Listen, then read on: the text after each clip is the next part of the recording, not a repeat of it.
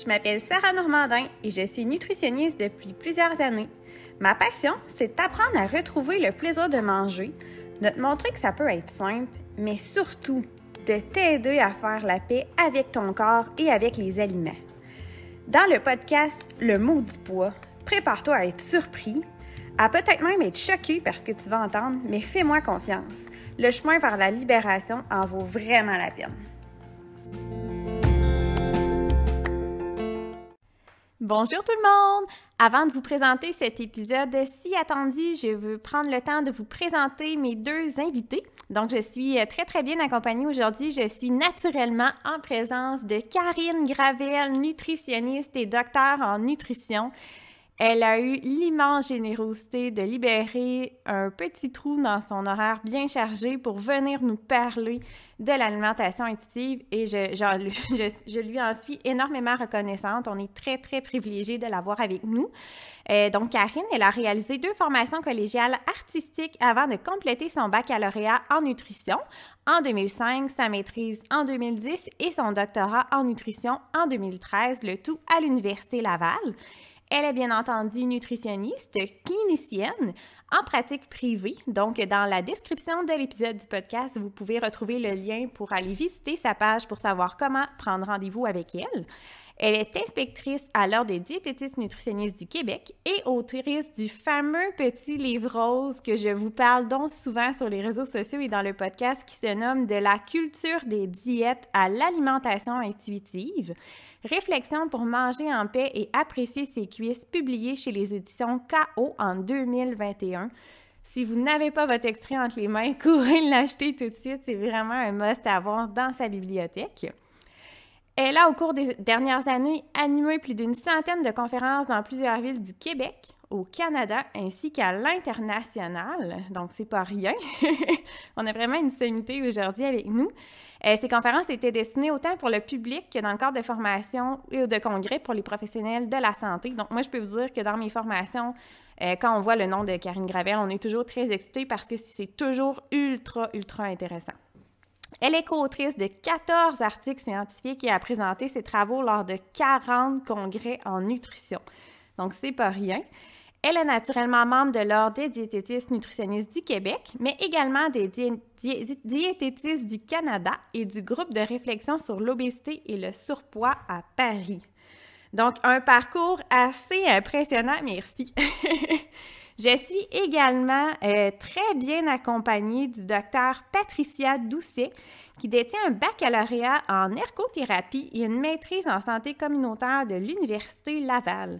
Elle a par la suite choisi de réorienter sa carrière et a complété un doctorat en médecine. Elle pratique la médecine familiale depuis maintenant près de 11 ans, donc j'ai la chance de la côtoyer assez régulièrement. Elle a développé un intérêt et une ouverture élevée pour l'alimentation bienveillante et intuitive et s'intéresse aux questions qui entourent le poids, la santé et l'aspect social de l'alimentation. Puis j'ai vraiment le grand privilège de pouvoir la présenter comme mon amie aujourd'hui. D'ailleurs, puisque Patricia est mon amie, vous m'entendrez l'appeler Patricia et non Docteur Doucet. Je vais également la tutoyer et Karine, dans toute sa grande générosité et sa douceur, m'a demandé de l'appeler Karine et de la tutoyer également. Donc, ne soyez pas surpris si vous entendez le tout dans le podcast. C'est dans cette ambiance chaleureuse, intime, authentique qu'on vous présente cet épisode. Alors, bonne écoute! Bonjour tout le monde, bienvenue à ce super épisode du podcast Le Maudit Poids. Aujourd'hui, j'ai le grand privilège d'être accompagnée de 2 femmes extraordinaires. Je suis avec Karine Gravel. Bonjour Karine. Bonjour Sarah. Comment ça va? Mais ça va très bien, toi aussi? Oui. Vraiment très bien. Ça pourrait pas mieux aller aujourd'hui. Je réalise un rêve de petite fille nutritionniste. Et je suis avec mon amie Patricia, qui est docteur. Allô! Bonjour tout le monde! Ça va bien, Patricia? Super bien, merci! Oui! Donc, juste avant de commencer, Patricia, tu voulais nous faire quelques précisions. Oui, c'est ça, absolument. En fait, là, moi, je voulais juste dire que je suis ici comme médecin, mais aussi comme personne qui s'est initiée puis qui a adopté l'alimentation intuitive. J'ai toujours été très préoccupée par la non-stigmatisation du poids chez mes patients, surtout étant donné que j'ai moi-même vécu beaucoup d'enjeux par rapport à mon poids. Là, je pense que ça me donne une facilité puis une délicatesse pour quand j'aborde le sujet du poids avec mes patients. Puis, ce que je tiens à dire, c'est que je suis vraiment encore en work in progress là, par rapport à l'alimentation intuitive, le rejet de la culture des diètes, défaire les liens de causalité parfois erronés entre certaines maladies et le poids. Donc, tout ça pour dire que mon vocabulaire, il n'est pas encore totalement parfait là, par rapport aux termes qu'on utilise pour le sujet qui nous concerne aujourd'hui. J'ai encore le réflexe souvent de parler avec des mots de docteur, mais sachez sincèrement que c'est pas pour être stigmatisante ou pour médicaliser les gens qui vivent dans un corps gros. Alors, mea culpa. Merci beaucoup, Patricia. Très pertinent comme précision. C'est ça, aujourd'hui, on a la chance, le privilège de pouvoir jaser alimentation intuitive avec l'experte. Je vais dire ça comme ça, vraiment dans le domaine. Donc, je commencerai déjà d'emblée, Karine, en te demandant, c'est quoi pour toi l'alimentation intuitive? Ça serait quoi ta définition? Oui, on essaie toujours de mettre ça bref, hein, parce qu'on peut en parler longtemps. Donc, disons, ma version courte, c'est une approche qui est bienveillante pour faire un contraste avec les diètes amaigrissantes. Là, on est plus dans le contrôle. Donc, ça, on est plus dans la bienveillance. Déjà, c'est une caractéristique. C'est une approche positive aussi de l'alimentation. C'est pas juste l'absence de problèmes alimentaires. Là, il y a vraiment comme un bonus, quelque chose de plus. C'est aussi 10 principes qui touchent, oui, à nos sensations d'appétit, de faim, de rassasiement, mais c'est beaucoup plus que ça aussi. Hein. C'est aussi notre perception de l'activité physique, notre image corporelle. On parle de culture des diètes, tout ça. Donc, c'est une approche qui est globale, en fait. Hein. On ne s'intéresse pas seulement aux aliments, qu'est-ce qu'il y a dans notre assiette, puis les quantités, mais c'est le comment on mange, le pourquoi on mange. Puis en fait, on s'intéresse à ça parce qu'on veut prendre soin de nous, en fait. C'est bon, j'aime ça, c'est bien dit. Là, j'ai entendu le mot culture des diètes. Patricia, toi, t'as un nom pour ça, hein? En fait, moi, je l'ai volé au livre de Christy Harrison, qui est la voleuse de vie. Hein? La voleuse de vie, ça, la culture des diètes, c'est tellement... ça devient pratiquement comme inné. C'est comme si on a appris ça depuis qu'on est jeune, parce que c'est partout dans notre vocabulaire. Quand on commence à s'y attarder là, au vocabulaire qu'on utilise ou que les gens utilisent, il y a tellement d'éléments qui se rapportent à la culture des diètes, tout ça, que moi, j'ai l'impression là, que ça devient comme inné. Puis des fois, même si actuellement, je suis vraiment dans le rejet de la culture des diètes, des fois, je vais tout d'un coup, je vais avoir une pensée, puis il va falloir que je l'analyse pour dire... Patricia, ça a rapport avec les diètes, là, défais ça, là, ça n'a pas de bon sens. Puis là, je ramène mon idée, mais c'est là que je me rends compte que c'est vraiment particulièrement là, intrinsèque chez bien des gens, parce que tellement nos mères ont vécu là-dedans. Puis quand on lit justement ton livre, le livre de Christy Harrison, tout ça, il y a beaucoup d'exemples qui datent des années même 1890, là. La Gibson Girl, c'est dans ces années-là, je pense. En tout cas, je ne veux pas me tromper, là. Mais, tu sais, qui était carrément un dessin, puis que les femmes essayaient d'y ressembler, là. Fait que, tu sais, ça date de super loin, là. Fait que... Puis après ça, ça fait juste nous pourrir la vie, parce que... On essaie tout le temps d'y arriver, là, tu sais. C'est omniprésent, hein, puis je pense que, je le vois aussi avec ma clientèle, mais on est plusieurs à avoir eu des mamans à la diète. Il n'y avait pas juste la mienne. D'ailleurs, c'est ça, moi, je pensais quand j'étais enfant que toutes les mères étaient à la diète. Je pensais que c'était fait comme ça, la vie. Comme si c'était la norme. Oui, c'est ça, exactement. Fait qu'on est nombreuses. Puis, tu sais, je pense que là, ce qui est intéressant maintenant, c'est qu'on remet ça en question. On fait comme s'en rendre compte. C'est comme une prise de conscience de toute l'énergie, le temps que ça nécessite, que c'est dans nos têtes. En fait, moi, je trouve que c'est une charge mentale. Là. Ah oui, donc, il y a quelque chose d'intéressant, là. Je trouve qu'on remet ça en question. Tu sais, ça passe pas inaperçu, puis on essaie de s'y conformer, là. Donc, là, on est en train de se lever, là. Puis ça, j'aime ça. Ah ouais, vraiment. Puis, à partir du moment où on s'intéresse beaucoup à ça, là, justement, d'étudier la culture des diètes, tout ça, tu sais, puis moi, après avoir lu ton livre, tout ça, tu sais, on dirait que j'étais encore plus aiguisée, puis à l'affût. Puis, tu sais, j'avais raconté à Sarah une anecdote. Je vais chez Adonis. Puis là, j'arrive devant le comptoir de baklava, tu sais, qui est, ma foi, comment dire, gargantuesque et merveilleux et alléchant et tout ça. Fait que je suis avec une de mes amies, puis on se prend des baklavas, tout ça.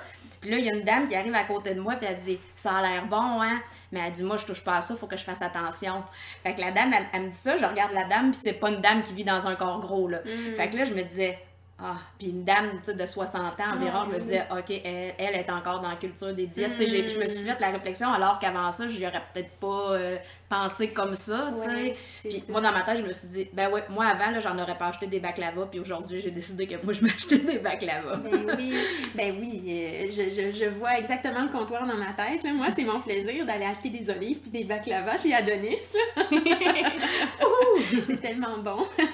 On va y aller tantôt, justement, c'est donc à monter à Québec, là. C'est ça, oui. exactement. Oui, exactement. Puis, je voulais te demander, Karine, aussi, parce que, tu sais, on voit passer beaucoup de choses sur les réseaux sociaux concernant l'alimentation intuitive. Puis, des fois, est-ce que c'est parce que c'est pas assez nuancé? Je sais pas exactement, mais il y a des gens qui vont aller penser que l'alimentation intuitive, c'est un peu manger ce qu'on veut quand on veut, puis s'en foutre un petit peu, puis c'est comme contre la santé, ou encore que c'est une nouvelle diète, hein, des nouvelles règles. Tu manges juste que t'as faim, puis que t'as plus faim. Oui. Ben, en fait, oui, ben, le deuxième point, en fait, c'est une nouvelle règle. Ben, j'ai l'impression que des fois, en nutrition, on associe ça nécessairement à la perte de poids. Il y a comme quelque chose qui est associé directement à ça, alors que, ben là, on est vraiment ailleurs, hein, on le sait. De toute façon, l'objectif de l'approche, c'est pas de perdre du poids, là. Ça se peut que ça arrive, ça se peut que ça arrive pas, mais c'est pas ça qui va déterminer si on a réussi ou on a échoué, là. On essaie même de se détacher de ça. Donc, ça, c'est certain. Sinon, ben, tu sais, c'est pas non plus parce qu'on diminue le contrôle alimentaire, le contrôle excessif, qu'on s'en va complètement à l'opposé, puis qu'on n'a plus aucun souci par rapport aux aliments. Puis cette notion-là, je reviens souvent là-dessus parce que je me rends compte que c'est pas bien compris, puis je pense, tu sais, il n'y a pas de mauvaise intention derrière ça. J'ai juste l'impression qu'on est habitué on entend qu'on doit contrôler notre alimentation, puis ça, c'est quelque chose qui est valorisé, on doit être en contrôle. Puis des fois, c'est juste que on sait pas c'est comment autrement. Ouais, c'est ça, hein? Oui. Tu sais, on veut bien faire les choses. Donc, non, on n'a pas contrôlé notre alimentation. Ça veut pas dire de manger n'importe quoi, n'importe quand. Au contraire, une personne qui mange intuitivement, ben, c'est une personne qui va choisir des aliments avec lesquels qu'elle a envie de manger, oui, mais dans une quantité qui va lui permettre de se sentir bien après. Tu sais, c'est pas trop manger, c'est pas ce que ça veut dire, évidemment. Donc, c'est un travail aussi de changer cette perception-là. Tu sais, il n'y a pas deux options. Pas noir ou blanc. Oui, c'est ça, contrôler ou manger n'importe quoi, mais non. Il y a des nuances de gris dans le milieu, là. Oui, c'est ça. Sarah et moi, on grige beaucoup des dents quand les gens, justement, par rapport à ce sujet-là, disent « Ah, ben là, l'alimentation intuitive, c'est comme faire la promotion de l'obésité. Et on vient des petites boules de pépites, là. Je sais toujours pas c'est quoi, ça, la promotion de l'obésité. J'ai beau chercher, échanger avec des collègues, des amis, on sait pas ce que c'est faire la promotion de l'obésité. Puis je vois pas où, dans tout ça, c'est pas ça du tout. Puis s'accepter dans son corps, ça veut pas dire qu'on est content d'être une personne grosse ou qu'on souhaite à tout le monde d'être des personnes grosses, tout ça, tu sais, ça n'a aucun rapport, c'est juste de s'accepter puis d'accepter notre poids naturel, là, dans le fond. Là. C'est comme si de pas rechercher la minceur, il y a quelque chose de pas correct, de dire « Hey, là, je suis pas en train de contrôler, je suis pas à la diète, donc... qu'est-ce qui va m'arriver? Je vais donc me mettre à prendre du poids, ça n'aura pas de bon sens. Fait que des fois, c'est comme, je pense, des craintes ou... en tout cas, clairement, c'est une mauvaise compréhension de l'approche. Hein. Absolument. Oui, c'est comme si on a... Ben, je crois qu'on associe encore beaucoup trop le poids à la santé. Puis là, de dire « j'accepte mon poids c'est comme si je rejetais la santé alors que, mon Dieu, c'est tellement pas ça. Oui, des fois, je dis que le poids, bon, c'est peut-être plus qu'un grain de sable, là, mais dans toute la santé, c'est tellement plus global, puis c'est tellement plus intéressant aussi. Tu sais, on a un certain pouvoir sur des facteurs qui expliquent notre santé. Là, je pense, oui, l'alimentation, l'activité physique, le stress, le sommeil, il y a bien des affaires. C'est pas mal plus intéressant de travailler là-dessus que travailler à maigrir parce qu'on a un certain pouvoir. Je dis pas que c'est facile là, de modifier des habitudes de vie, mais c'est vrai qu'on a tendance à confondre les deux. Puis peut-être parce que le poids, c'est quelque chose qui est visible. On ne sait pas en nombre de livres comment les gens pèsent, pas dans ce sens-là, mais on a une idée quand même. Est-ce que c'est une personne plus mince? Est-ce que c'est une personne plus grosse? Puis on se permet d'extrapoler la santé à partir de ça. Fait que ça, c'est évidemment, on peut pas faire ça, hein, même, je le dis de façon un peu ironique, mais en tant que professionnel de la santé, si quelqu'un est capable de déterminer de la santé d'une personne à partir de son poids, ben dites-moi comment faire. Ça va prendre moins de temps lors de mes évaluations nutritionnelles. J'ai plein de questions que je poserai pas, évidemment, tu sais, fait que tant qu'on n'a pas échangé avec la personne, on les connaît pas, ses habitudes, puis c'est là-dessus là, qu'on devrait s'attarder. C'est ça qui détermine la santé.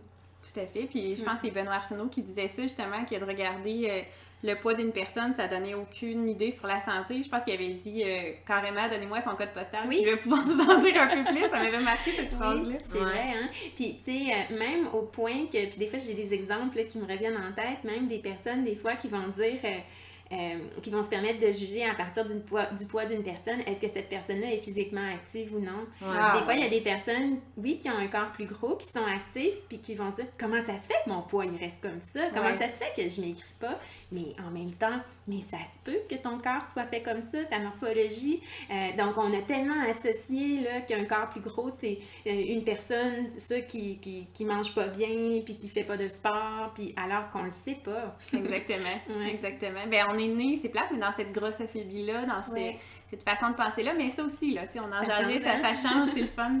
Bon, on en prend conscience. C'est vraiment ça fait du bien. Arrêter de dire de manger moins puis de faire plus de sport alors qu'on n'a aucune idée des habitudes de vie de la personne. Et moi, personnellement, tu sais, je suis pas confrontée à ça, mais je trouve ça tellement insultant, là. Ben oui. Absolument.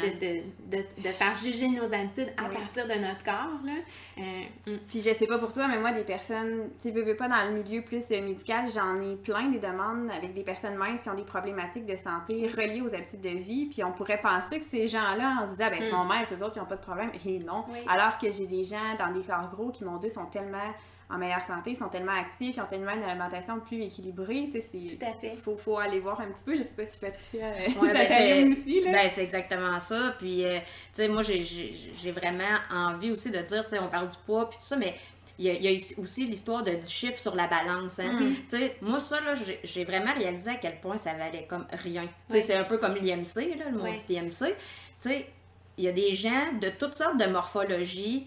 Puis des fois, là, je suis incapable d'estimer le poids de cette personne-là. Des fois, j'ai des patients qui viennent me voir puis qui me disent qu'ils veulent perdre du poids, puis je les regarde puis je comprends pas pourquoi ils me disent ça. Puis là, je vais comme creuser tout ça. Puis là, ils me disent « Hey, je pèse tant, puis tout ça, je veux On embarque sa balance, puis là, dans ma tête, ils me disent le poids. Puis je dis « Voyons, on pèse pas ça, là. » Ils embarquent sa balance, puis tu sais, il est beaucoup plus... Le patient est plus lourd que qu'est-ce que je me serais imaginé, mais tu sais, il y a la musculature, les os, la grandeur, tout ça, tu sais, fait que... Puis le patient, justement, tu sais, un à qui je pense, là, tu sais, justement, c'était plus... c'était le poids, c'était le chiffre, sa balance qu'il aimait pas, mais son corps comme tel, il le dérangeait pas. Fait que ça, il a fallu travailler là-dessus, que le chiffre, là, on s'en fout des fois, là, tu sais. Ben, pas juste des fois. Souvent. Pas juste des fois, mais c'est tellement surévalué, là. Puis, tu sais, puis ça, c'est quelque chose que je présente dans mes conférences, mais à un moment donné, puis je me rappelle encore un soir, j'ai cherché le mot poids dans le dictionnaire, là. Moi, je suis tout le temps dans le dictionnaire. Puis, ça définit la force de la gravité. Puis là, bon, j'oublie toute la suite de la définition, là, mais puis c'est comme la force de la gravité sur la planète Terre. Mais tu sais, si on pouvait aller sur une autre planète dans le système solaire, on pèserait différemment. Entre autres, là, de mémoire, tu sais, si on pèse 160 livres sur la Terre, là, mettons, si on va sur la Lune, on va peser 27 livres. Il me semble sur Jupiter, 406 livres. Sur le Soleil, c'est complètement absurde, là, on va se brûler, mais mettons, si on pouvait y aller, on serait pas loin de 4500 livres. Là. Fait que, tu sais, c'est la force de la gravité parce que c'est ici qu'on habite, là, sur la planète Terre. Mais, tu sais, il y a bien des choses que la pèse-personne, que la balance mesure pas, là. Tu sais, c'est important de se rappeler que ça définit pas notre valeur, ça définit pas notre intelligence, notre curiosité, puis à peu près tout, parce que ça définit la force de la gravité, en fait. Tu avais fait un billet là-dessus, je pense. C'est une chose que la personne ne mesure pas, exactement. Ouais, puis t'en parles dans ton petit livre. Ah oui, ça, c'est ça. J'aime ça revenir là-dessus parce qu'on se rend compte à quel point ce chiffre-là, là, c'est comme si ça définissait là, notre beauté, notre succès, notre tout ce qu'on vaut, en fait. Là. Quand ça permet de juger les autres, que les autres nous jugent sur nos habitudes de vie puis ce qu'on doit manger. Oui, Ouais, c'est ça. C'est vraiment ça. Fait qu'on se rend compte que ça n'a pas de sens, là, vu de même. Là. Effectivement. C'est un petit peu comme les grandeurs de vêtements. Tu sais, Oui. ça aussi, on m'en parle souvent. Ah, je suis rendue à tel chiffre. Oui. Là, je vais dire, moi, je pense que je vais révolutionner le monde des vêtements. Puis on va appeler ça papillon, fleurs. Ça va être tout neutre. Là. Il y aura plus de. Là, il y a une espèce de hiérarchie qui est là. Qui est... Puis j'en parle dans mon livre, hein, le chapitre sur le vanity sizing. Là. Je l'ai laissé en anglais parce que ça se traduit pas, à mon avis. Là. Mais, tu sais, les tailles de vêtements, c'est pas standardisé. Hein. Puis de toute façon, on le voit d'une marque à l'autre. Puis si c'est plus européen, américain, ça change. Fait que des fois, on s'en fait beaucoup avec ça. Puis, tu sais, à la base, l'idée, c'est d'être bien dans nos vêtements, tu sais. Puis la taille 0, là, c'est quoi la taille 0? Tu sais, les gens qui habillent du 0, il y a là. même 0, 0, 0. Oui, c'est ça. Extra small. Donc ça, est-ce que ces gens-là existent? Parce que, non, mais comment on peut avoir 0 de taille et 0 et moins? Mais ça a comme changé, un peu comme si, là, qu'est-ce qui était, disons, de taille large avant, là, c'est devenu small. Puis là, il y a des tailles encore plus petites qui ont été créées parce que ça, c'est quelque chose qui a été mesuré, qui a été démontré dans les études, que si on prend une taille plus petite que prévu, il y a comme l'estime de soi, tu sais, c'est assez bon, là. Ouais, c'est ça. Puis là, ben, un petit boost, là, puis on va être plus porté à acheter les vêtements parce qu'ils nous font bien, puis là, on a une taille de moins. Fait qu'on s'imagine peut-être qu'on a perdu du poids. Puis ça, autre chose, c'est seulement chez les femmes. C'est pas dans les vêtements pour enfants, ni dans les vêtements destinés aux hommes. Tiens donc, quel hasard! Oui, hein, vraiment, c'est tout à fait surprenant. C'est fascinant, hein? Puis moi, j'ai une phrase que j'aimais bien, que j'avais lue, c'était... on doit pas, c'est pas notre corps qui doit s'adapter aux vêtements, c'est les vêtements qui doivent s'adapter à notre corps. Oui. Je trouvais ça bien ici. C'est ça, de remettre en question, disons qu'il y a des vêtements qui nous font pas, là, de pas dire automatiquement « Ah, mon corps, il est pas correct ». Mais non, pourquoi ce serait pas le vêtement qui est pas correct? Exact. Parce que des vêtements, il doit avoir plusieurs coupes aussi, parce qu'on n'est pas toutes pareilles, tous pareils. Non, c'est ça, exactement. C'est ça, c'est le fun d'avoir le réflexe de dire « Ben, ton vêtement, il y a un problème ». Pas le problème, c'est le vêtement. Autant chez les gens qui sont dans un corps mince que dans un corps gros, parce que la morphologie n'est pas la même. Puis il y a des vêtements qui sont juste mal coupés, même s'ils sont petits, là, tu sais. Ben oui, tout à fait. Puis, est-ce qu'on aborde qu'est-ce que je t'ai envoyé cette semaine? Non, mais j'ai envoyé cette semaine à Sarah. On a-tu le droit de nommer des noms de compagnie ou... Bon, on peut. Bon, oui. Cette semaine, je reçois un beau courriel de Simon parce que je suis abonnée à l'infolettre. Oui. Et Simon m'annonce que désormais, il y a des vêtements taille plus. Quand j'ai regardé la mannequin taille plus, je n'ai pas compris qu'il s'agissait d'une taille plus. Et là, j'ai eu tout un choc. Ah oui. Mais c'est pas la seule compagnie. Là, je nomme celle-là parce que je l'ai reçue cette semaine. Mais tu sais, même quand Additionnel avait Ashley Graham, tu sais, ben oui, peut-être qu'on peut dire qu'elle n'est pas dans un corps mince, mais en même temps, elle est tellement bien proportionnée. Puis ça, moi, je trouve pas du tout qu'elle a l'air d'une personne grosse, tu sais. Fait que... mais il y a quelque chose aussi qui m'a fait remettre en question dernièrement. J'écoutais en fin de semaine une émission sur la chirurgie esthétique. Puis, il y a une dame, bon, qui se faisait refaire les seins. Puis, tant qu'à faire, ben, elle a décidé aussi de faire de la liposuction aux cuisses. Puis, quand j'ai vu ses cuisses à la télé, je me dis, OK, ils sont comme les miennes, à peu près, ça se ressemble. Mais le médecin dit, ah oui, on va enlever ça, tout ça. Fait que là, je me dis, ben, moi, mes cuisses, j'en parle dans mon livre. Oui. C'est correct, là, ils font leur travail, ils sont compétentes dans la vie, là. Mais tu sais, c'est bizarre, hein, j'ai comme repensé à ça après, puis tu sais, j'ai pas une image corporelle négative nécessairement, là, mais je me disais, aïe, tu sais, j'y ai repensé les jours suivants, tu sais. Puis, ben, je me disais, quand, disons, là, qu'on notre image corporelle est négative, puis c'est difficile pour nous, puis qu'on voit ça, tu sais, je pense qu'on est plus vulnérable, puis ça peut créer des dommages aussi, tu sais. Tout à fait.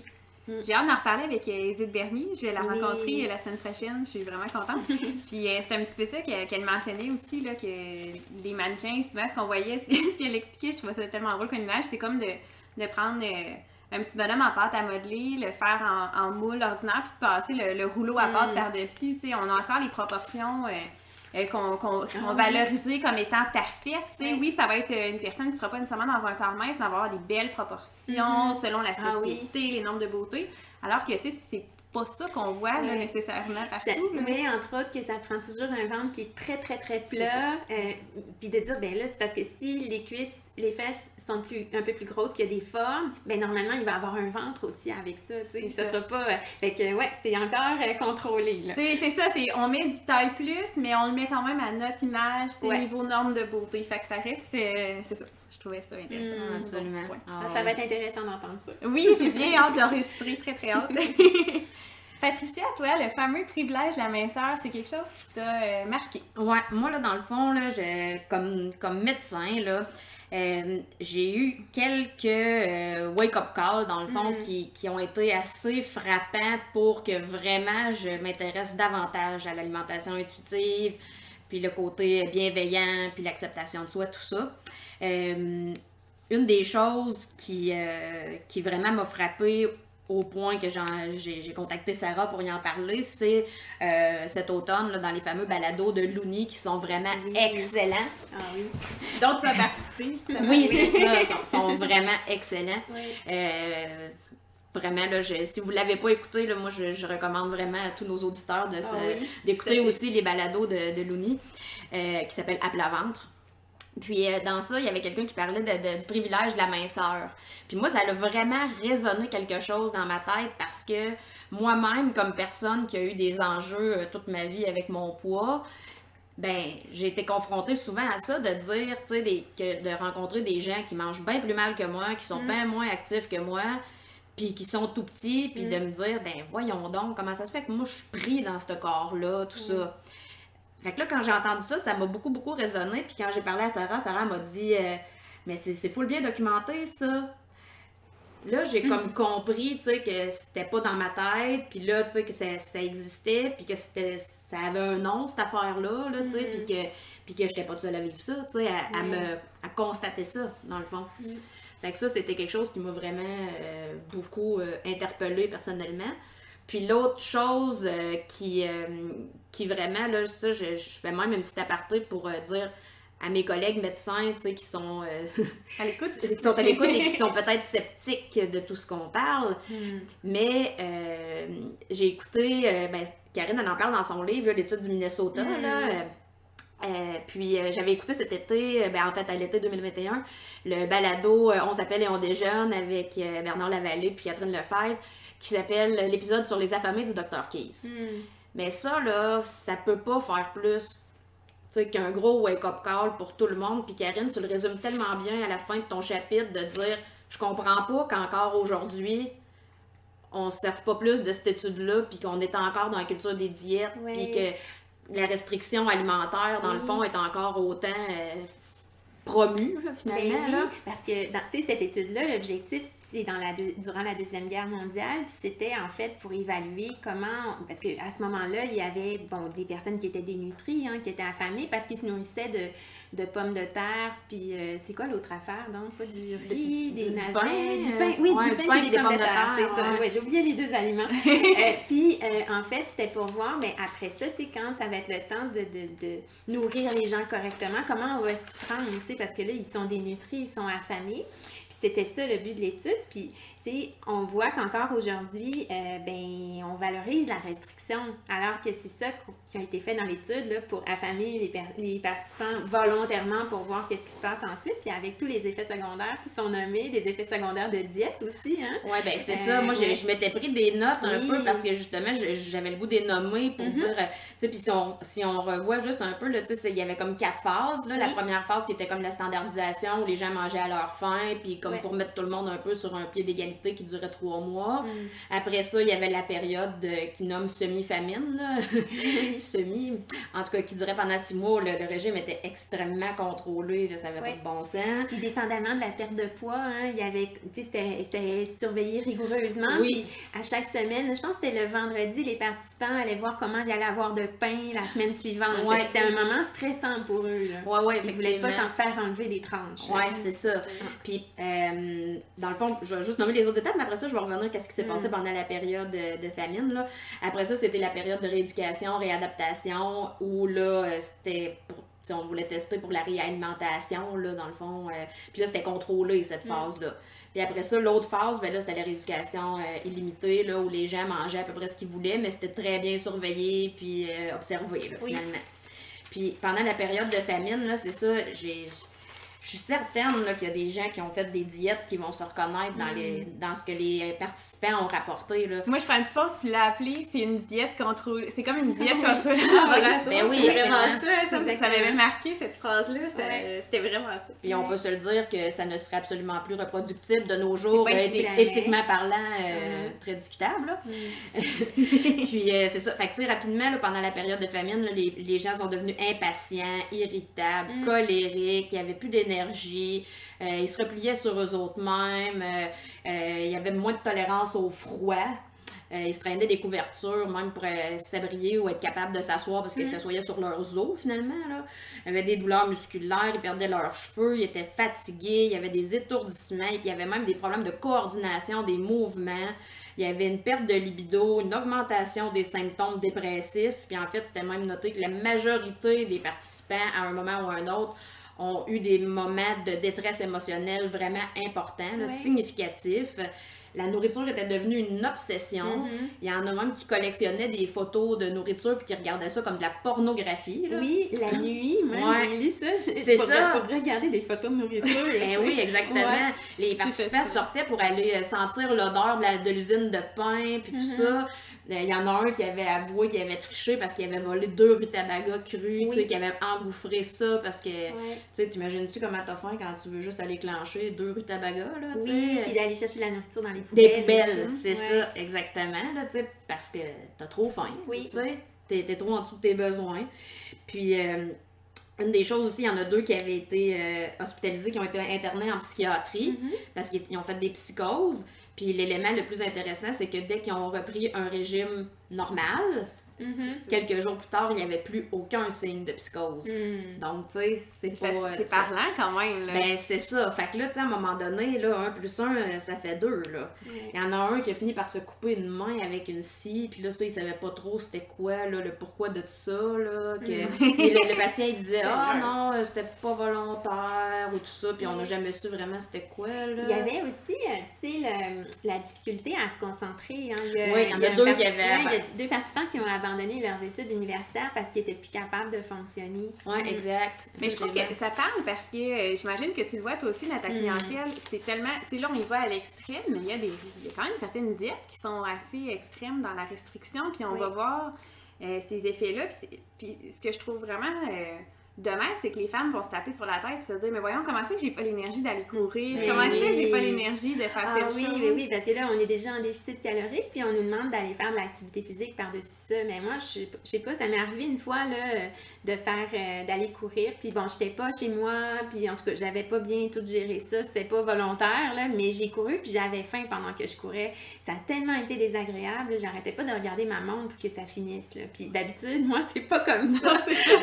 Donc, je me dis, OK, ça, ben souvent, puis on le voit dans la perception de l'activité physique aussi, si on a intégré ça à différents moments de notre vie dans l'unique but de maigrir, ben c'est pas un souvenir positif pour nous, là. C'est une corvée, on va choisir une activité qui fait dépenser le plus de calories possible. En plus, on a faim. Fait que, tu sais, il n'y a rien là, pour nous faire apprécier ça. Il n'y a pas de plaisir. Puis c'est comme central dans tout ça, le plaisir, puis de faire une activité qu'on aime, puis que ça reste positif. Là, on est vraiment dans l'autre, à l'inverse. Ben oui, exact.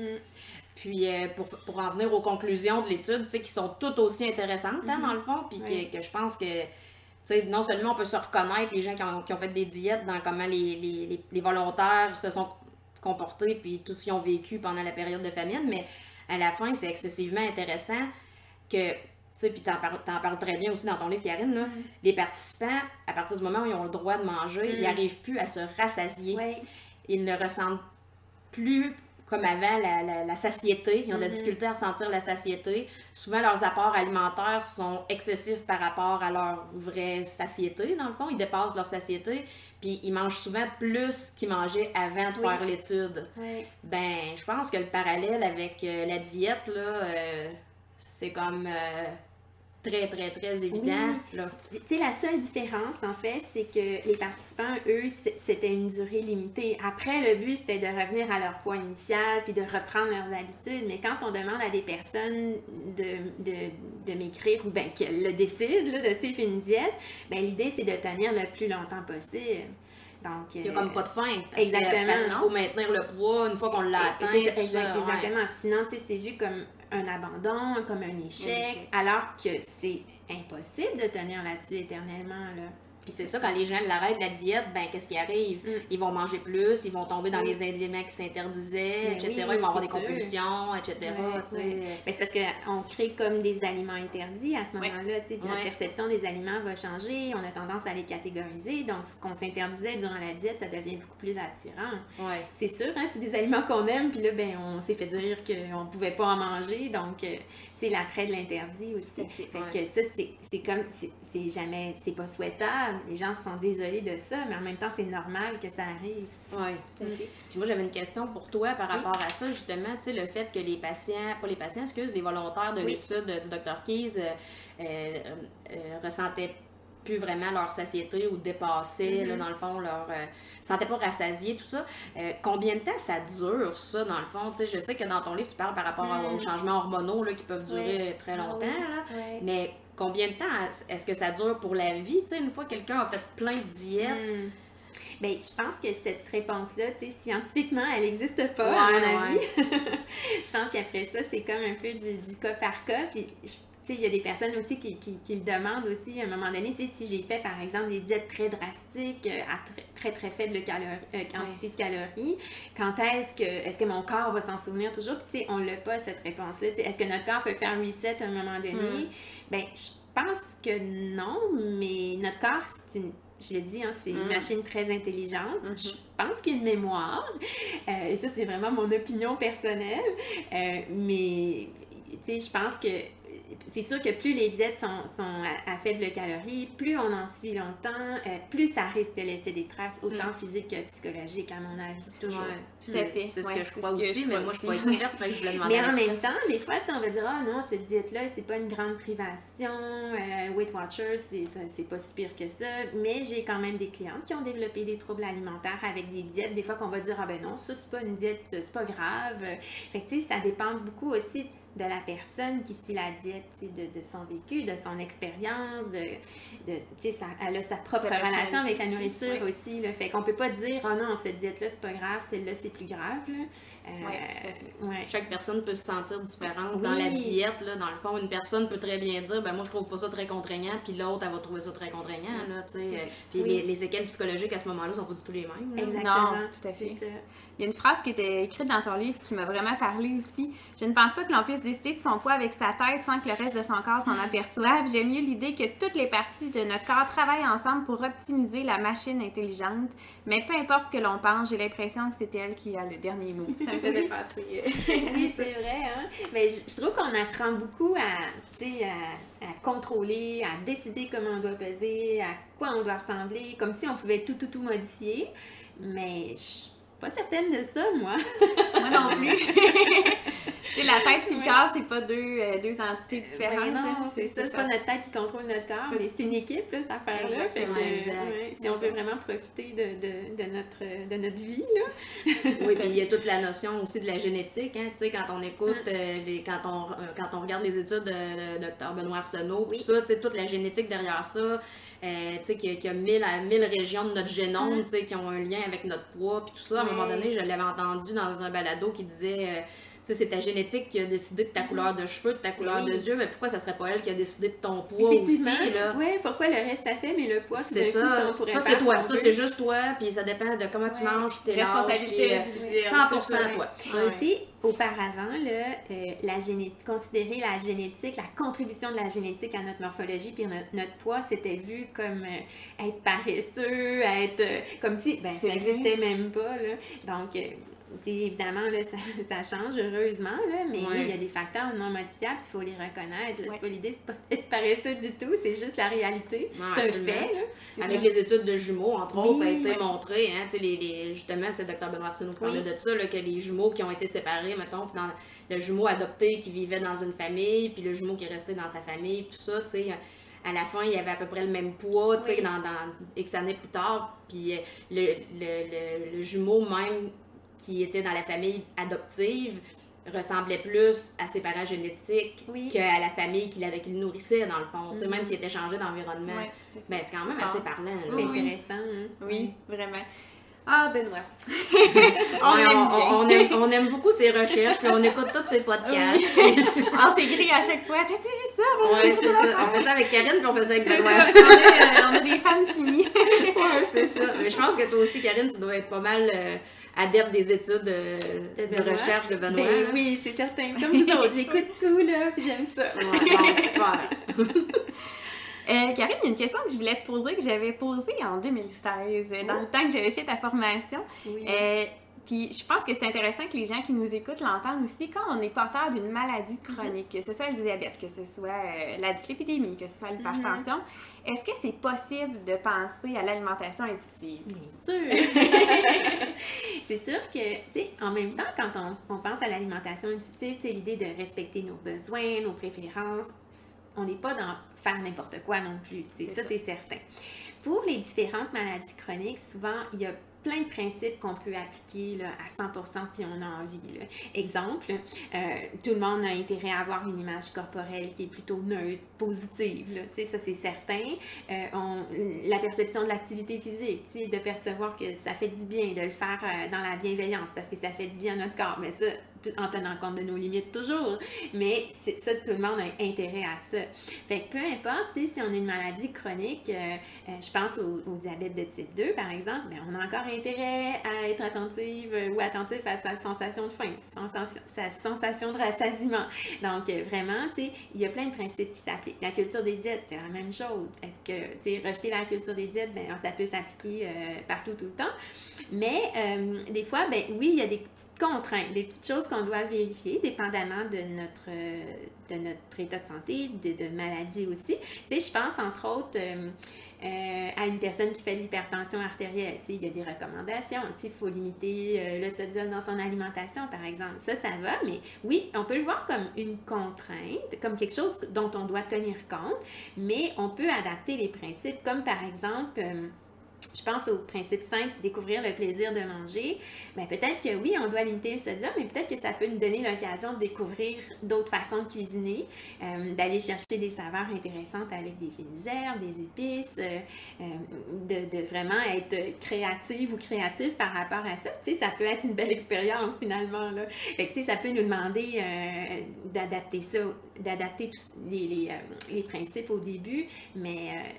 bref, c'est un petit peu comme ça que je le vois. Puis, il commence à avoir des études tranquillement là, en lien avec les maladies chroniques aussi. Okay. Entre autres avec les troubles alimentaires, diabète de type 1 et 2. J'ai vu dernièrement, par rapport quand on a une maladie rénale, là, il y a quand même des contraintes beaucoup, de ce côté-là.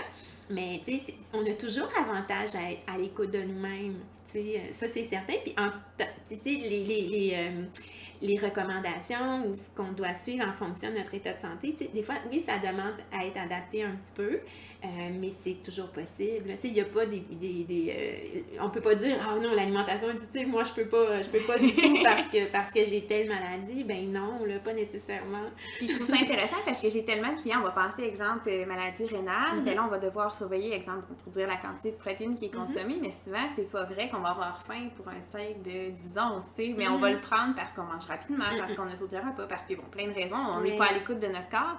Fait que, tu sais, des fois, déjà ça fait que ça s'améliore. Si on pense au diabète de type 2, ben, c'est le nombre de gens qui me disent hey, « moi, je peux plus manger ça, des desserts. Mais non, c'est pas comme ça qu'il faut le voir. Puis qu'est-ce qui se passe? Ben, ils ont des fois des petites rages, justement, de sucré parce qu'ils s'interdisent de le manger. Puis c'est là que le contrôle glycémique est vraiment en montagne russe, alors que si on adopte une alimentation plus intuitive, à l'écoute de nos besoins, bien, premièrement, la portion va être plus petite, on va la savourer davantage, l'envie ne reviendra pas nécessairement tous les jours de manger la tarte au sucre, des choses comme ça. Fait que c'est... Je le vois quand même aussi, le changement. Oui, puis des fois, c'est de voir nos habitudes initiales aussi. Tu sais, des fois, déjà, quand disons qu'on a un nouveau diagnostic, là, ça nous demande déjà de modifier des choses. Peut-être que là, ça ferait beaucoup d'affaires en même temps. Là, mais disons qu'on a une maladie chronique depuis longtemps puis qu'on s'intéresse à l'alimentation intuitive, bien, tu sais, à ce moment-là, je pense que ça peut devenir un bon timing, disons, là, pour regarder tout ça. Mais, tu sais, des fois, c'est aussi que disons, les lignes directrices ou les recommandations qu'on reçoit, c'est comme de les adapter à nous aussi. Il y a une étape, des fois, je trouve qu'il manque. Là, on veut bien faire, on veut faire ça à la lettre.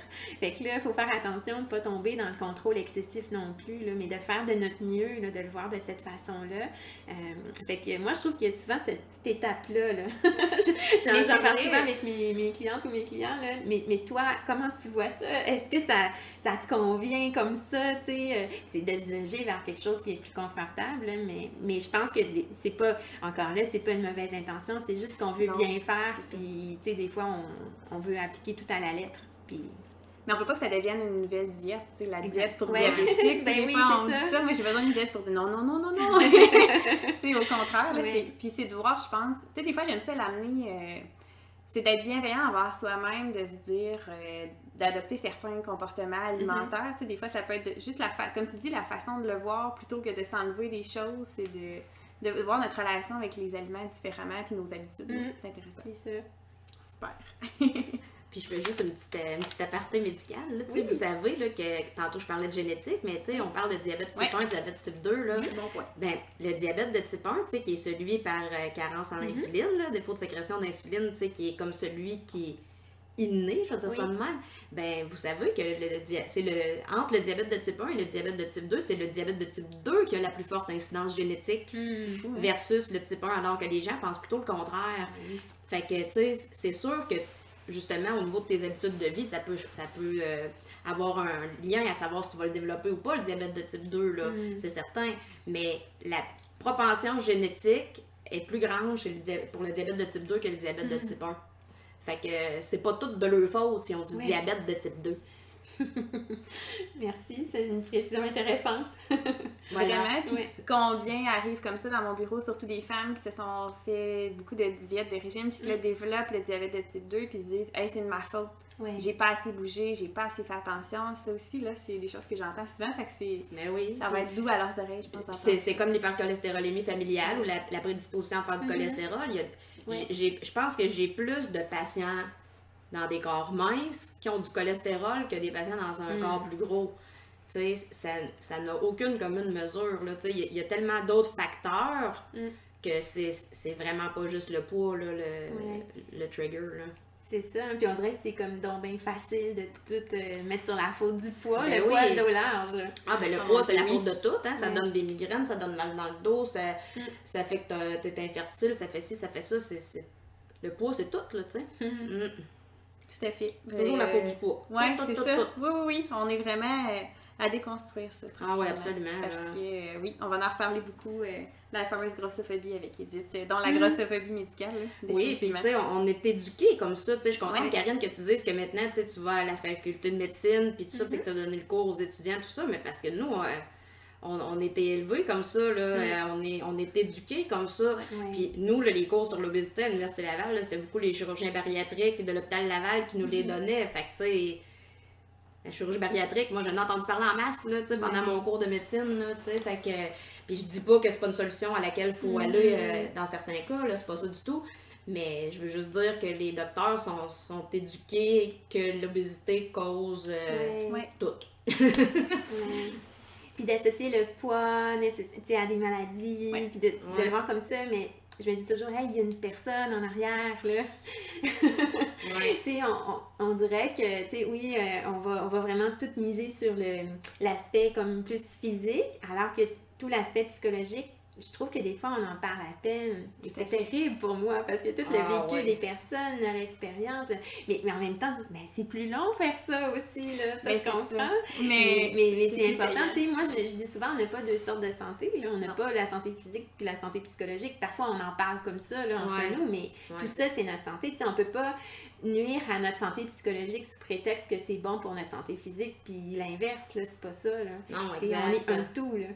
Oui, puis peu importe notre poids, tu sais, je dirais qu'il y a des gens avec un corps mince, tu sais, qui sont pas nécessairement si bien que ça dans leur corps non plus, ou si on rentre dans tout le dossier des troubles alimentaires, autant anorexie, boulimie, hyperphagie boulimique, tout ça, tu sais, il y a du vécu psychologique derrière tout ça, peu importe le poids, là. Je pense que, tu sais, on parle beaucoup de poids, de façon générale, pas juste aujourd'hui. Mais, moi, je trouve que c'est pas mal plus intéressant de parler d'image corporelle, la façon dont on se perçoit, puis souvent, les gens pensent qu'on se perçoit de façon positive plus on est mince, puis plus notre corps est gros, plus on se perçoit de façon négative, alors que c'est pas vrai. Toutes les combinaisons sont possibles. Puis ça, je trouve qu'on a tendance à oublier ça. Ou de s'imaginer, cette personne-là est mince, nécessairement, elle doit donc bien se percevoir positivement. Puis ben non, c'est pas vrai. Il y a des mannequins qui ont des problèmes avec leur image corporelle. Donc, ça, c'est important de se le rappeler, mais je pense que c'est super important parce que ça, la façon dont on se perçoit, ça va aussi influencer nos perceptions, nos comportements. Je pense que c'est un endroit où on devrait bien plus miser que sur le poids. Oui, tout à fait. Ben, c'est vraiment un excellent point. Puis, tu sais, c'est pas ça qu'on étudie présentement tant que ça dans les études pour, plusieurs raisons. Là, je suis pas la bonne personne pour les nommer. Mais parce que dans les lignes directrices, on se base sur les études. Donc, on entend beaucoup parler dans les lignes directrices. Je pense qu'ils sont pas mal partout. Là, même les lignes directrices d'obésité, malheureusement. Il y a quand même une section où il y a une perte de poids qui est recommandée, alors que plus haut dans les lignes, on dit que le poids ne devrait pas être un objectif et tout et tout. Dans les lignes directrices de diabète, ben, c'est perte de temps, atteindre % de poids. Fait que la majorité des lignes directrices vont quand même avoir ça. Mais on n'a pas nécessairement tout le reste de l'aspect plus psychologique ou même, tu sais, le poids directement, puis tu le mentionnes dans le livre, tu sais, c'est pas un comportement, c'est pas un objectif final, c'est pas quelque chose sur lequel directement on a du contrôle, finalement. Oui, mais tu sais, je pense, oui, il y a des associations qui sont faites dans les études entre le poids, le risque de maladie. Ça, c'est une chose, puis c'est super intéressant ce que tu mentionnes. On dirait qu'on s'adapte dans certaines sections de la ligne directrice, puis à d'autres, non. Mais... après ça, tu sais, je pense souvent, disons, à une personne, disons que cette personne-là, ses habitudes de vie, ça va bien, tu sais, elle dort bien, elle n'est pas trop stressée, elle mange bien, elle fait de l'exercice, porte plaisir, elle fume pas, disons. Puis cette personne-là, elle a un poids qui est plus élevé. Mais qu'est-ce qu'elle fait, cette personne-là, si elle ne fit pas dans le poids recommandé, disons? Disons que on va parler de l'indice de masse corporelle, on pourra en parler au besoin. Mais disons que si on les indices de masse corporelle, ben là, il est trop élevé, puis elle se fait recommander de maigrir. Fait que je me dis cette personne-là, es-tu plus en santé en faisant rien du tout? Ou faudrait qu'elle fasse quoi? Qu'elle fasse une diète, qu'elle se restreigne, alors qu'on les connaît, les effets de la restriction. Ça finit par nuire à la relation avec la nourriture. Donc, tu sais, c'est là où je me dis, ben cette mesure-là, c'est un certain indice de masse corporelle, là, c'est bien quand ton indice de masse corporelle est normal, mais qu'est-ce que tu fais s'il est insuffisant ou il est trop élevé? Tu sais, s'il est insuffisant, puis que toi, là, tu as toujours eu un indice de masse corporelle insuffisant, puis que tout va bien, là, faut-tu que tu te forces à manger? Mais je me dis, ça tient pas la route. Moi, je me dis toujours, mais qu'est-ce qu'on fait à ce moment-là? Tu sais, qu'est-ce qui est meilleur pour la santé? Est-ce que c'est de maintenir mes habitudes de vie qui sont confortables, qui sont bonnes, relativement bonnes, puis que mon poids, il reste plus élevé?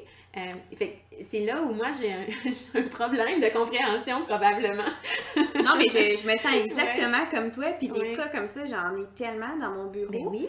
Puis c'est après ça, ben, comme tu dis, si la personne décide de faire une diète ou un régime suite à ça, ben veut pas, elle va faire l'expérimenter, peut-être le poids en yo-yo. Puis ça, ben il y a des études qui commencent à sortir sur les conséquences du poids en yo-yo sur la santé, justement. Oui, c'est ça. Tu sais, c'est à recommencer souvent, on le sait, là. Sans parler des conséquences psychologiques. Oui, là, mais... exactement. Conséquences physiques, conséquences psychologiques, sur l'estime de soi, sur les satisfactions corporelles. Fait que c'est là où je me dis, OK, on peut les faire en chiffres, ces associations-là, dans les études. C'est pour ça aussi que l'indice de masse corporelle, c'est une norme médicale. Moi, dans ma tête, ça appartient au monde de la recherche, au monde médical. Ça s'adresse à des groupes, là, tu sais, on veut comparer des pays, par exemple. Ça appartient aux assurances. C'est les assurances qui veulent ça. Mais tu sais, quand on applique ça à des individus, ben là, ça fonctionne pas. Tu sais, c'est ça aussi, hein, je le mentionne dans mon livre, mais c'est comme devenu une norme sociale. Puis que quand, justement, on n'a pas le poids qui est considéré normal, ou le fameux, ça m'énerve comme nom, le poids santé. Ah! Mais c'est qu'on s'en parle. Je le mets en gros guillemets, le caractère gras, là. Ah oui. Mais, ben, c'est ça. Fait qu'il y a quelque chose qui fonctionne pas avec tout ça. Tu sais, ça devient comme une norme sociale. Donc là, on est considéré comme déviant. Il y a nécessairement quelque chose qui est pas correct qu'on a fait, tu sais. C'est ça l'affaire. C'est ça le problème, en fait. Ouais. Puis, tu sais, je sais pas, toi, Patricia, dans ton bureau, tu sais, c'est quoi ta relation avec l'IMC, tu sais, le fameux poids santé? Tu sais, comment tu vois ça? Tu dis, on a été élevé un peu comme ça, Ouais. Ben, tu sais, moi, j'ai toujours été, tu sais, même si c'est plus récent dans mon cheminement personnel là, par rapport à l'alimentation intuitive, tout ça, j'ai toujours eu une préoccupation sur comment on abordait ça avec comment j'abordais ça dans mon bureau. Tu sais, j'ai toujours essayé de pas être stigmatisante avec les gens. Puis je pense que le fait que moi-même j'ai des enjeux par rapport à mon poids, ben tu sais, ça me facilite la tâche. Puis je pense que les gens ils se sentent pas attaqués non plus parce qu'ils savent que, tu sais, des fois je disais ça avec Sarah, tu sais, elle dit des fois peut-être que ça passe mieux avec toi que, tu sais, toi tu leur parles puis ils disent ouais mais toi Sarah t'es pas dans un corps gros, tu sais. Je comprends pas ma situation. C'est ça, tu ouais, sais. Ben, moi je pense qu'ils peuvent plus facilement s'imaginer que je comprends ce qu'ils vivent là d'une certaine façon. Fait que, tu sais, l'IMC, moi, personnellement, ben, c'est parce que c'est avec le dossier électronique, là, ça se calcule seul, tu sais, ils nous le mettent seul, là, tu sais. Mais les fois où je m'en sers, ben, c'est quand j'ai besoin de remplir un formulaire d'assurance puis qu'ils me le demandent, ou les patients pour qui la chirurgie bariatrique devient une option puis que là, il y a des critères, là, c'est ça. Sinon, ben, tu sais, ça va être plus de parler. Moi, vraiment, je suis plus habitude de vie, là, tu sais, que d'avoir les plus saines possibles, puis encore là, ça c'est un peu modulable en fonction des personnes, là, puis de leur capacité, puis de l'accès aussi, tu sais, moi, tu sais, Sarah, comment je m'intéresse au côté justice sociale, et l'accès à la nourriture, l'accès aux infrastructures sportives, etc., tout ça, là, puis le code postal, là, dans le monde. C'est ça! Fait que, tu sais, c'est pas vrai qu'on est tous égaux, là. Tu sais, on n'est pas tous égaux, puis c'est vrai de vrai. Fait que, tu sais, je pense qu'il y a ça aussi qu'il faut rentrer en ligne de compte. Tu sais, si le poids d'une personne a changé, puis je me réfère à ma pratique, son poids a augmenté, là, disons, au lieu de dire, perdre du poids, voilà la recommandation, ben voyons, ça va pas, ça.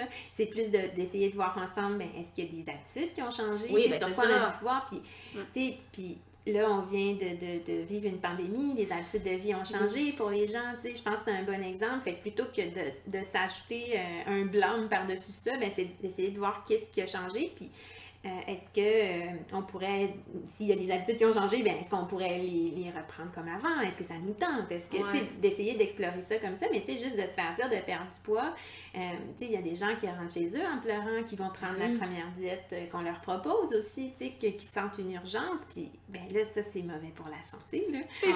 Ouais. Puis moi, je pense qu'il y a des patients que si on aborde ça comme ça aussi, là, tu sais, ça vient tellement les chercher en dedans que moi, je pense que ça... En tout cas, on dirait que je ne l'ai pas vraiment vécu parce que c'est pas comme ça que je l'aborde, mais tu sais, qui vont me dire, tu sais, genre, je me ferme, là, tu sais, le patient, il va se refermer, puis à la limite, là, il n'entend plus rien de ce que le professionnel lui dit, parce que là, il est omnubilé par se faire dire que t'es gros, puis il faut que tu maigrisses, puis il faut que c'est de ta faute, puis tout ça, tu sais. Puis même, ils n'ont pas le goût de revenir consulter après, parce qu'ils ont peur de se faire reparler de leur poids, même si c'est pour ça qu'ils viennent consulter, ça, je l'entends aussi. Oui, hein? J'avais une cliente dernièrement qui avait un nouveau médecin, puis ça l'inquiétait beaucoup, hein? Des fois, on va souvent m'entendre, mon Dieu, d'être stressée une semaine avant d'y aller, d'avoir peur d'être jugée. Puis finalement, la médecin a pas parlé de poids, pas du tout, là. Puis ma cliente a dit qu'elle est revenue chez elle, elle était tellement heureuse de ça. Puis tu sais, on s'est dit, mais en même temps, mais ça devrait toujours être comme ça, tu sais. C'est comme être heureuse parce qu'on sait qu'il y en a de la grossophobie médicale, puis il y en a des commentaires non sollicités sur le poids. Puis tu sais, en tout cas, je trouvais ça intéressant comme discussion de dire, ben on devrait pas être contente finalement. Mais bon, c'est correct de l'être quand même. J'étais soulagée aussi que ça se passe de cette façon. Mais maintenant, dans les lignes directrices, ils disent qu'on devrait demander la permission aux patients pour en parler. Puis ça, moi, ça me plaît beaucoup. Puis si la personne, elle me dit non, pas aujourd'hui, disons, ben, moi, la phrase, c'est bon, ben, quand vous aurez envie d'en parler, vous me le direz. Tu sais. Puis même, je dirais, quand je vois un nouveau patient, j'ai tendance à pas parler de poids au premier rendez-vous parce que justement, je trouve que ça donne un ton négatif, comme si j'allais juste focusser là-dessus, parce que je le sais comment on peut se sentir aussi. Oui, puis c'est comme de se donner la chance de faire connaissance un peu. Ben avant de parler puis de dire, regarde, j'ai pas juste vu le fait que tu étais obèse ou gros ou un surplus de poids, peu importe. C'est pas ça que je vois quand je te vois. Oui. Tu sais, je veux établir un lien de confiance avec toi, ensuite on travaillera sur ce qu'il faut travailler, tu sais. Ben oui, c'est drôlement plus intéressant comme ça. Ben oui, puis je pense que c'est dans son balade, j'ai tellement écouté de balado. Oui, je pense que c'est Louni qui parlait que quand elle était plus jeune, là, quand elle allait chez le pédiatre, là, puis qu'elle était que le pédiatre l'avait traumatisée un peu parce que justement, tu sais, elle était plus ronde, tout ça. Là, je suis plus sûre, mais plus non plus. mais Je je j'en suis écoute sûre, beaucoup. c'est-tu? J'ai eu des clientes qui m'ont dit ça Ouais. aussi. Ouais. Il y a des Ouais. gens dans mon entourage chez qui ça a causé un trouble alimentaire. oui. Ouais, la mais façon c'est que a ça. été Oui. dit, là. Ça, c'est Je vrai. reçois une pédiatre sur le podcast, justement. On Ah. a enregistré, là. Fait que je vais publier ça prochainement. Puis on en parle beaucoup de ça, là, de Mais- cette relation-là, de parler du poids, là. Ouais, c'est ça. Puis je C'est pense comme- que ça prouve à quel point ça laisse des dégâts longtemps. Tout à parce fait. que moi aussi, je m'en rappelle Tout à de quand le pédiatre il m'a fait déshabiller puis qu'il m'a dit tatati, tatata, puis on va tester ci, puis on va tester ça, puis là de dire à ma mère qu'il fallait qu'elle me mette à diète, tatati, Oui, tatata. puis de se faire dire de faire attention, hein. Faire Je m'en Faire attention.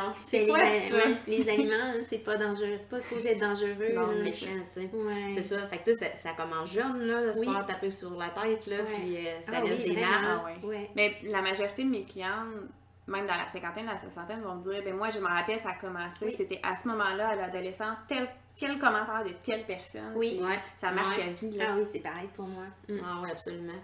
Puis tantôt, quand on parlait de l'IMC, là, je vais juste refaire une petite Oui, aparté, oui, là, oui, oui. parce que là, on a écouté, Sarah puis moi, le podcast Sans filtre, c'est ça le nom du podcast, puis qui recevait Dr Arsenault, justement, puis as-tu écouté Ah l'épisode? oui, j'ai vu un bien extrait, sorti. mais j'ai vu un extrait ce matin. On Ok. était des jumeaux, mais c'est sur ma liste. Ah, Ok, le On l'a dévoré. podcast est franchement super intéressant, Ouais, puis sûrement. ce que j'ai, tu sais, parce qu'on en discute souvent, tu Ouais. sais, maudit IMC, là. Oui. Ouais. Puis, Dr Arsenault, il disait les compagnies à qui tu peux envoyer un échantillon de salive pour qu'ils analysent ta Oui. génétique, là, Oui, dans le oui, fond, oui. puis que tu reçoives ton génome, puis tout ça, là, Mm. ben, il disait que même avec ces compagnies-là, tu sais, finalement, on a su qu'ils revendaient nos affaires, puis tout ça, puis que c'était peut-être pas bien bon, mais même là-dedans, dans le rapport que tu reçois, il donne ton IMC, puis, tu sais, il disait que c'était exact. Dans son cas, en tout cas, c'était exact. Fait que là, tu sais, il disait, tu sais, l'histoire du poids naturel, là, c'est peut-être même marqué dans mon génome que moi, je dois toujours être autour de ça. Ouais. Tu sais, mettons. Ah, Ben, en tout cas, tu sais, c'est une réflexion comme ça, mais tu sais, je trouvais ça vraiment intéressant, là. Que ça, c'était comme si on pouvait déterminer son poids naturel. Ben oui, parce que, tu sais, En code moi, de la je... génétique. C'est ça, fascinant. parce que ces compagnies-là, moi, je sais c'est quoi, puis d'habitude, c'est plus pour savoir si t'as des gènes de telle maladie, puis tout ça, là, tu sais, mais que là, il parlait même de son IMC dans la réponse, tu sais, je me disais, mon Dieu, OK, ça, je l'avais pas vu venir, là, tu sais. Ouais. Ouais. Puis par rapport au génome, là, j'ai lu à Sarah quelque chose que j'ai lu justement de Dr Arsenault, là, puis je trouve, ça me fait penser à comment tu parles, c'est pour ça que je vais juste le lire, là. Il disait, c'est bien vrai que notre génome n'a à peu près pas évolué dans les années 80, depuis les années 80, pardon. Ce qui a évolué, c'est notre environnement. Aujourd'hui, les personnes grosses sont celles qui ont une susceptibilité génétique et qui vivent dans l'environnement que l'on s'est créé, celui qui maximise l'apport énergétique et minimise la dépense énergétique. Ces personnes sont normales. Ben, c'est ça, tout est dit. Fait que ça me fait exactement penser à comment tu le disais tantôt, tu sais, c'est ça, peu importe notre image corporelle, on est tous des personnes. On est tous égaux. ouais. On est Tu tous des sais, personnes. la diversité corporelle, elle a toujours existé. Je sais pas pourquoi, depuis quelques années, là, faudrait qu'elle existe plus, tu sais. Mhm. Des fois, je vais l'expliquer en disant on mangerait toute la même chose, on ferait la Ouais. même activité physique, mais on aurait encore de la diversité corporelle. Ouais. Tu sais, c'est sûr, ça. Je le vois, moi, c'est drôle, j'en parle dans mon livre, mais avant de faire des courses, des marathons, tout ça, je pensais que c'était des gens vraiment juste très minces qui couraient des longues distances comme ça, parce que c'est ce qu'on voit sur les magazines de courses, hein, puis les gagnants, on voit juste les gagnants. C'est vrai que la physionomie des gagnants, ben oui, c'est vrai que ce sont des personnes souvent très minces. Mais quand on court, puis ça m'arrivait en fin de semaine, il y a tellement de monde différent, des grands, des petits, des barbus. Puis c'est pas vrai, là, parce que les gens courent sont tous minces. Puis tu sais, tout le monde arrive au fil d'arrivée, là. Puis il y a des personnes plus grosses qui courent, puis qui Ah ouais. marchent aussi, là. Oui. Fait que là, ça fait un petit peu, je trouve, absurde d'avoir à le dire, mais en même temps, c'est vrai. Je l'ai déjà pensé il y a longtemps que c'était réservé à un modèle de corps. Même, tu sais, c'est ça, je pense, on parlait de culture des diètes, c'est omniprésent, donc d'avoir vraiment ces pensées-là. Mais non, quand on va sur le terrain, on se rend compte que c'est pas ça. Non, Ouais, c'est c'est ça. ça.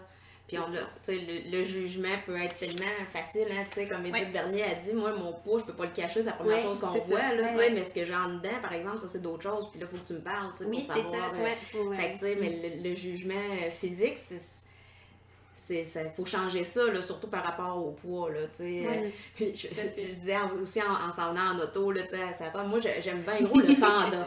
Le panda, là, c'est comme l'animal, là, tu sais, le plus inclusif, hein? Il est noir, il est blanc, il est asiatique, il est gros, il est végétarien, puis tout le monde le trouve cute. Ah bah les préjugés. Ah bah les préjugés, j'aime ça. Tu sais, dans le fond, là, pourquoi le panda, on le trouve cute, puis l'autre personne qui a pas la même couleur de peau, ou qui est plus grosse, ou quoi que ce soit, pourquoi cette personne-là, on la juge? Tu sais? Ouais, un beau débat. Je vais poursuivre ça avec Edith. Oui, absolument. Karine, j'aurais aimé ça terminer sur un thème positif. Moi, une chose que j'ai lue juste de toi, puis qui m'a toujours vraiment fascinée, c'est ta définition de la gourmandise. C'est la première fois que je l'entends de façon positive, puis j'ai vraiment adoré, ça m'a vraiment marqué. Oui, ben en fait, c'est drôle parce que j'en ai parlé la première fois, et ça date de longtemps, je pense en 2014, c'était dans mes premiers billets de blog. Oui, sur un peu l'éloge de la gourmandise, qu'une personne gourmande, ben souvent on va voir ça comme un défaut, hein, comme quelque chose qu'il faut enrayer parce que la gourmandise est associée à un poids plus élevé, alors que moi je trouve que la gourmandise, ben, c'est aussi associé à aimer la nourriture, aimer cuisiner, d'aller dans nos épiceries, choisir nos ingrédients. Vraiment, il y a quelque chose de fun. On veut on veut que ce soit bon aussi. Donc, pour moi, tout ça, c'est vraiment très positif. Puis, tu sais, après ça, ben si vraiment on mange au-delà de nos besoins, là, disons, c'est ça qu'on fait, là, ben c'est là-dessus qu'on va travailler, pas sur la gourmandise. Tu sais, la gourmandise, ben oui, c'est un péché capital, là. Puis, ben, ça fait 800 ans que ça existe, ça. Ça, je mentionne dans mon livre. Est-ce que ça serait le temps de réviser ça? J'ai l'impression que ça perdure, ça reste longtemps. Donc, comme s'il fallait ne pas aimer la nourriture. Tu sais, si on n'aime pas la nourriture, là, à l'inverse, je trouve que ça nous limite quand même. Tu sais, des fois, si vraiment, pour nous, c'est une corvée, on n'aime pas cuisiner, puis qu'on se dit, ben, ce serait plus facile si je pouvais prendre une pilule qui m'enlève la faim, là, ça, des fois, on l'entend. On l'entend, oui. Mais je trouve, en réalité, tu sais, c'est plus difficile, je trouve, à travailler que quelqu'un qui aime la nourriture, qui aime manger aussi. Fait que moi, la gourmandise, pour moi, c'est plus une vertu, c'est plus une qualité. C'est pour ça que je disais aussi dans mon livre, là, si quelqu'un vous traite de gourmande ou de gourmand, dites merci, c'est une qualité. Oui. Parce que quelqu'un, si nous dit qu'on est gourmande ou gourmand, on va dire, ben là, tu sais, c'est comme pour me juger, là, mais non, si on le transforme, nous, en quelque chose de positif, je pense que c'est la personne qui dit le commentaire qui risque d'être déstabilisée. Ça, j'aime ça, moi. Ah oui, absolument. C'est excellent, c'est excellent. Return to sender. Oui, je pense que l'idée avec ça, c'était pas bien d'avoir du plaisir à manger parce que le plaisir va nous amener à trop manger, mais pas vraiment parce que, tu sais, moi, je trouve que dans les études sur le plaisir alimentaire, au contraire, d'avoir du plaisir à manger, puis le plaisir, il est associé à la qualité, à des aliments qu'on aime, là, pas nécessairement des aliments qui coûtent cher, là, quand je parle de qualité. Puis ça, c'est positif, justement, parce que ça nous permet de ressentir de la satisfaction, puis ça nous permet aussi de manger selon nos besoins davantage. Oui, parce que c'est dans les principes de l'alimentation intuitive, justement. Puis moi, j'avais trouvé ça intéressant, tu sais. T'avais, je pense, publié souvent un petit peu là-dessus, là, les plaisirs alimentaires et tout. Puis ça, encore là, c'était dans les premières fois, puis ça m'avait vraiment ouvert les yeux sur ma façon de travailler, mais ma façon à moi de voir la nourriture aussi. Tu sais, les restrictions m'ont jamais intéressée, là. Mais c'est pour ça que l'alimentation intuitive m'appelait. Mais tout ça, ça a vraiment aidé à changer ma vision. Puis c'est vrai qu'on l'entend donc bien souvent. Ah, mais moi, c'est parce que je suis gourmande, tu sais, j'ai de la misère. Ah, mais non, tu sais, c'est positif, en fait. Là. Oui, puis tu sais, les plaisirs dans la vie, là, c'est ça qu'on veut. T'sais, on veut pas que ce soit plate, on veut pas que ce soit une corvée, on veut pas se priver. Puis, tu sais, l'idée, même le plaisir peut nous aider à ressentir la sensation de faim, de rassasiement, à nous aider à voir quand est-ce le moment idéal de manger. Tu sais, si je compte ma faim puis que mon plaisir sensoriel, ben, tu sais, les premières bouchées, quand j'ai faim, c'est encore meilleur. Fait que ça peut m'aider dans ce sens-là. Puis plus le repas avance, ben, plus à un moment donné, ben, je peux sentir comme un peu un désintéressement. Là, pas que ça goûte pas bon, mais c'est pas mal moins intéressant à un certain moment donné. Ça se peut que j'ai l'impression de terminer le contenu de mon assiette sans ressentir un grand plaisir. Fait que quand le plaisir diminue, ben ça m'indique aussi que c'est peut-être le moment de m'arrêter, que c'est correct, j'en ai assez, tu sais. Fait que moi, je trouve que c'est vraiment aidant. Puis l'idée, c'est de se sentir bien aussi, si on revient à l'alimentation intuitive. Fait que ça va à tout moment, c'est pertinent d'être attentive à notre plaisir, toujours. Ouais, oui, non, mais puis ça me parle, moi, le plaisir, c'est central dans ma vie, puis dans mes valeurs, c'est super important, fait que je trouve ça bien, puis tu sais, on le voit tellement chez les gens qui vont se dire « Ah, ben au lieu de prendre, je sais pas, un yogourt vraiment intéressant, je vais y aller avec le zéro, là, pour avoir moins de gras et tout, puis là, la texture, c'est moins intéressant, ils ont besoin d'en avoir plus. Ah, finalement, je ne suis pas satisfaite, je vais aller chercher un autre type d'aliment, puis ça enchaîne. Fait que, tu sais, on voit quand même que d'aller directement dans l'aliment qui nous fait plaisir, de le savourer, parce qu'on l'aime, on va le savourer plus, puis là, on va effectivement ressentir plus nos signaux. Donc, tout ça n'est pas négatif, là, au contraire, là. Mais non, au contraire, c'est au contraire. Puis le plaisir, comme on disait aussi tantôt, tu sais, par rapport les habitudes de vie, manger, tu sais, justement, avec plaisir, des choses qui nous font plaisir, puis aussi bouger en faisant quelque chose qui nous fait plaisir aussi, puis qu'on aime. Tout à fait. Tu sais, si t'aimes pas ça, courir, choisis d'autres choses, tu sais. Puis la marche, c'est accessible à tout le monde, tu sais. Mais peut-être que t'aimes pas ça, marcher, mais il y a peut-être quelque chose d'autre que t'aimes. Oui, exactement. Oui, d'y aller vraiment avec nos préférences. Puis, tu sais, il n'y a pas une bonne ou une mauvaise réponse. C'est vraiment d'aller chercher ce qu'on aime, ce qui nous fait plaisir, ce qui est accessible aussi. Puis, c'est très culture des diètes de penser qu'il faut absolument aller au gym, puis suivre notre vie, puis trouver ça difficile pour que ce soit efficace. C'est pas le cas. Oui, tu sais, ça n'a pas à être douloureux. Là. Non, il y a des personnes qui aiment ça, aller au gym, puis c'est correct aussi. Puis c'est parfait, j'en fais partie. Là, je fais des choses intenses des fois, mais je vais avec ce que j'ai envie de faire, c'est ma personnalité aussi. En fait, c'est que la notion de plaisir est toujours là. On peut en faire beaucoup d'activités physiques. Ça veut pas dire qu'on n'en fait pas beaucoup là, si on mange intuitivement. Non, c'est ça, au contraire. C'est pas ça que ça veut dire, mais la notion de plaisir est toujours là. Puis, tu sais, on voit pas ça comme une façon de maigrir, mais on va voir les différents bienfaits sur notre santé. C'est plus ça. Sur le bien-être aussi. Oui, sur le stress, puis tout ça. Là. Définitivement. Et adapter l'activité à notre condition, ou, tu sais, parce qu'il y a des gens qui ont d'autres conditions qui vont faire, qui pourront pas faire telle chose. Puis, ou quand tu me parlais, Sarah, aussi, le gym, des fois, là, il n'est pas adapté à la personne qui a un plus gros surplus de poids, là, tu sais, des appareils, ça fonctionne pas, là, tu sais, fait que c'est ça, tu sais. Toute activité est bonne si on le fait dans le plaisir. Exact. Pour les bonnes raisons. Exactement. Bouger n'importe comment, mais bouger, tu sais, même danser, c'est bouger, tu sais. Ah oui! J'ai tellement un bon exemple, là. Il y a plusieurs années, il y a un client qui me disait, lors de son évaluation nutritionnelle, moi, Madame Gravel, je suis sédentaire. OK, fait que je note ça. Puis plus tard, en jasant, il me disait qu'il dansait l'équivalent de 4 heures par semaine avec c'est ça, des danses en groupe, en ligne. Puis ben là, j'ai dit, vous m'avez pas dit que vous étiez sédentaire tantôt? Et il dit, oui. Ben, j'ai dit, mais 4 heures de danse. Mais il me dit, ben, c'est pas une activité physique. Mais pourquoi? Mais il me dit, parce que c'est le fun. Mais c'était pas pour lui une activité physique, c'était une corvée. C'était pas plaisant. Alors que là, il avait du plaisir à faire ça. Mais mon Dieu! Ça, c'est très culture des diètes. Il faut souffrir. Il faut souffrir dans ce qu'on mange, ou surtout dans ce qu'on mange pas. Puis il faut souffrir dans l'activité. Exactement. Fantastique, on adore souffrir. Le masochisme, le sadomaso sont meilleurs. Et voilà. Non, moi, ça m'a jamais attiré ça. Bougeons dans le plaisir, puis tu sais, pour reprendre les paroles de Dominique Champagne, kinésiologue, que j'avais suivi une petite formation dernièrement, c'est tout mouvement a une valeur. Puis j'avais trouvé ça tellement beau comme ça. Puis après ça, le divan, il est encore meilleur. Oui! Oh oui! Oui, vraiment, définitivement. Super.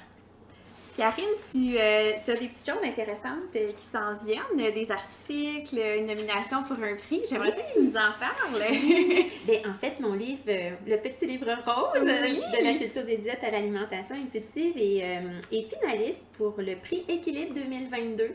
Donc, la période de vote là, qui commence le 21 mars et qui s'échelonne jusqu'au 1er avril. Il y a 5 initiatives, dont mon livre, mais c'est toutes des initiatives intéressantes là, qui favorisent la diversité corporelle, des initiatives québécoises. Donc ça, je vous invite à aller voir ça sur le site d'Équilibre. Allez voter! Oui, d'aller voter, exactement. Puis qu'est-ce qui est possible ici? Bien, en fait, visitez mon site web, karinegravel.com, et à partir de là, il y a mon blog qui est là. J'écris presque un billet par mois là, depuis plusieurs années. Je dis presque parce que des fois, il y a des mois que là, ça n'arrive plus dans mon horaire. Mais bref, il y a une dizaine de billets par année. Ça se trouve sur mon site web aussi. Puis sur les médias sociaux aussi, ma page Facebook, Instagram, tout ça, c'est disponible à partir de mon site web aussi, karinegravel.com. Excellent. Puis il y a le fameux petit livre rose aussi. À se procurer absolument et à dévorer. Oui, à dévorer dans le plaisir. J'ai choisi mon mot. Il y a beaucoup d'amour dedans. Ça transparaît beaucoup. Oui, c'est beaucoup à ton image aussi. On adore. Oui, absolument. Puis c'est ça, on sait que ton horaire est super chargé. On te remerciera jamais assez de nous avoir accueillis puis de nous avoir accordé de ton précieux temps. On se sent vraiment très choyés que tu aies pris du temps avec nous. Ça me fait vraiment plaisir. Puis merci beaucoup pour ce que vous faites. C'est précieux. Merci Patricia aussi. Merci Sarah. De ton point de vue personnel, mais médical aussi, ça enrichit vraiment la conversation. Merci d'avoir fait le parcours avec moi. On est un très beau trio ce matin. Oui. Donc, merci tout le monde. On se revoit bientôt. Merci de ton écoute. Je t'invite à rester à l'affût pour des prochains épisodes du podcast Le Maudit Poids. Si jamais tu veux aller plus loin, je te propose de surveiller ma page Facebook Sarah Normandin Nutritionniste, sur laquelle je partage mensuellement les articles que j'écris pour le blog Néophyte. Merci et à bientôt!